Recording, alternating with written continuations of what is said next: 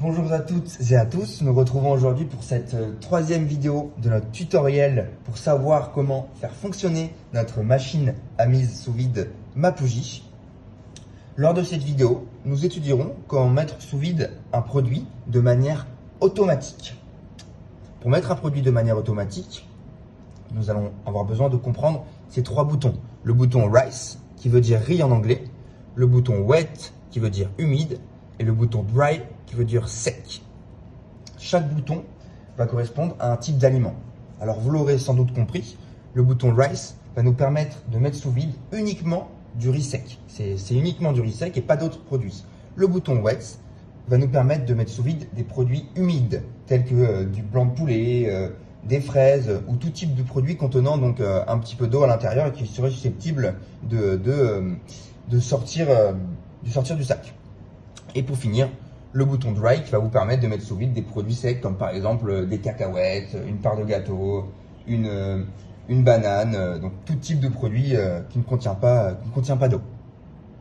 Pour cela, nous avons comme exemple une banane que nous allons mettre ensemble sous vide de manière automatique.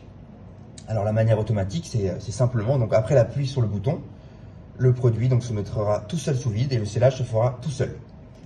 Alors on va débuter l'exemple en plaçant notre banane bien au fond de notre sac plastique, comme ceci.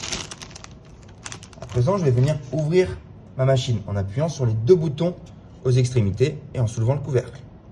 Ma machine est à présent ouverte.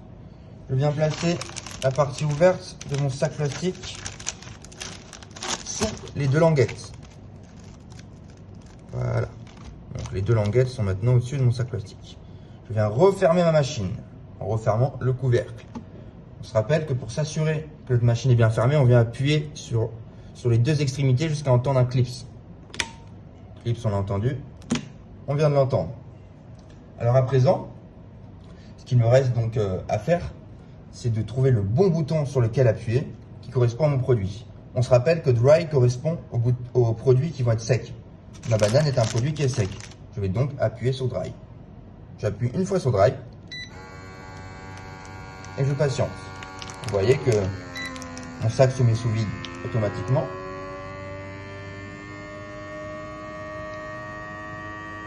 Une fois sa mise sous vide, le scellage va venir se mettre en place comme à présent. Je dois attendre la fin du décompte.